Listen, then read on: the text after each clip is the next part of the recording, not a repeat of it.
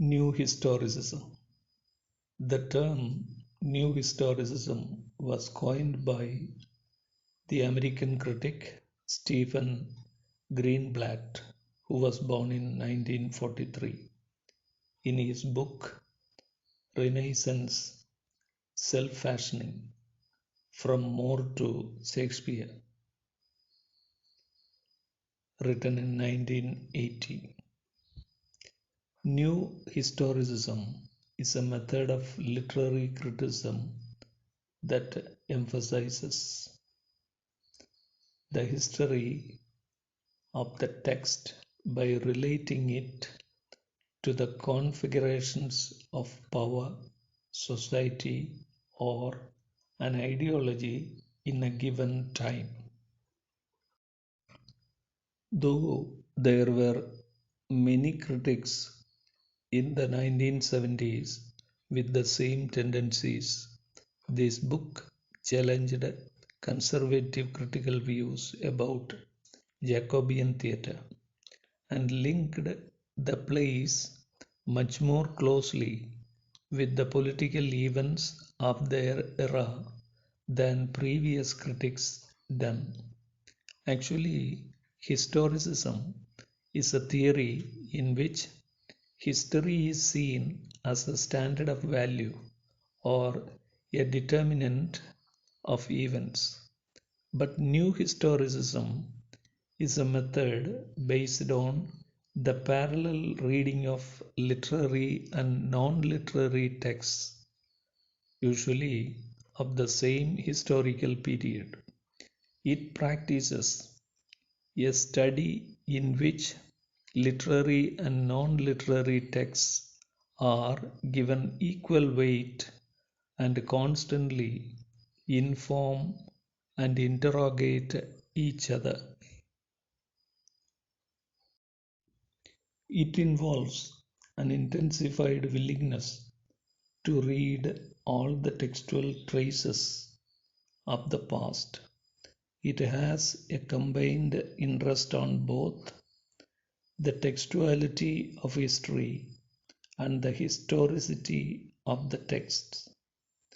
The practice of giving equal weighting to literary and non-literary material is the first and major difference between the new and old historicism.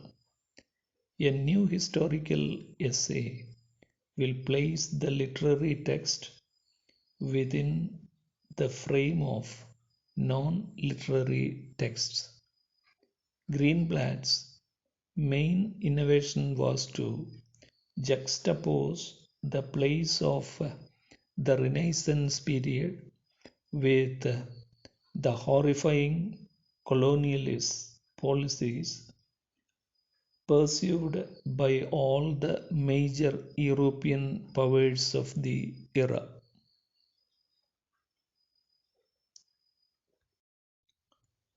Through the modernist Shakespeare of Hugh Grady, he draws attention to the marginalization and dehumanizing of suppressed others by starting an essay with the analysis of a contemporary historical document which overlaps in some way with the subject matter of the play.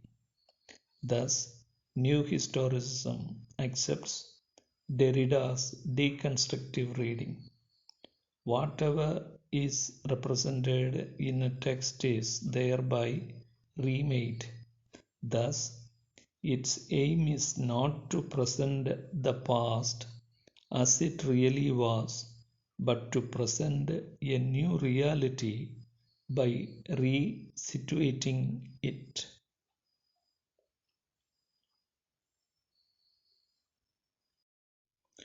As an example of old historicism, we may consider E.M.W. Tilliard's The Elizabethan World Picture that was written in 1943 and Shakespeare's History Plays written in 1944. Where conservative mental attitudes of Elizabethans and their outlooks reflected in Shakespeare's plays are taken into considerations. Here, the traditional approach to Shakespeare is characterized by the combination of the historical framework with the practice of close reading.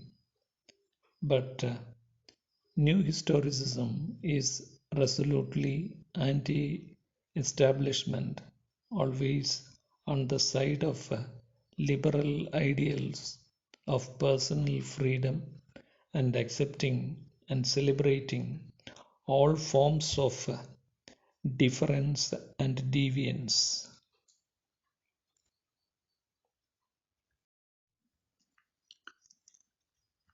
It is powerful enough to penetrate the most intimate areas of personal life.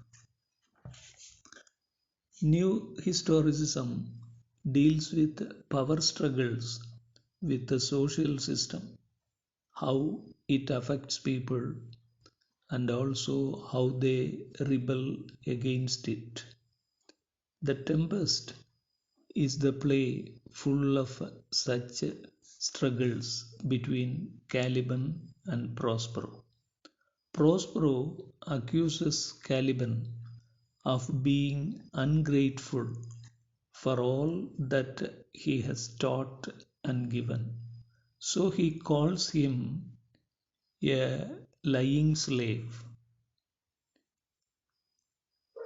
Whereas Caliban sees Prospero and Miranda as imperialists who took control of his island. Thus, according to the new historicist, the Tempest is about colonization and freedom apart from forgiveness. In this way, the new historicism opens up new dimensions for the reader.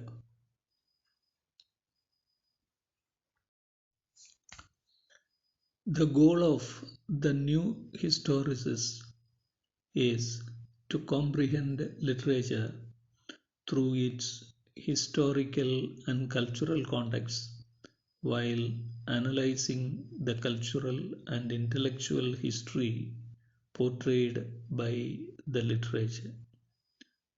Though the new historicism is founded upon post-structuralist thinking, it avoids the latter's dense style and vocabulary.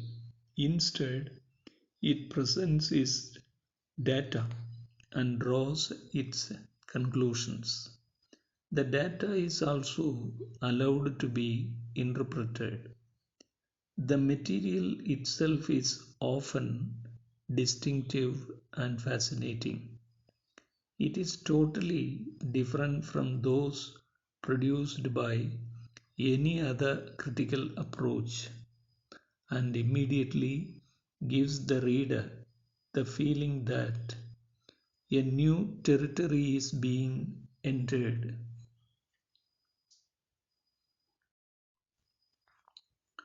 The political edge of the new historicist is sharp, and at the same time it avoids the problems faced by the Marxist criticism and help them to have a critical inquiry of their own and thereby enrich the process of defining, classifying, and evaluating the works of literature. In this way, the past is no doubt revived for the utility of the present.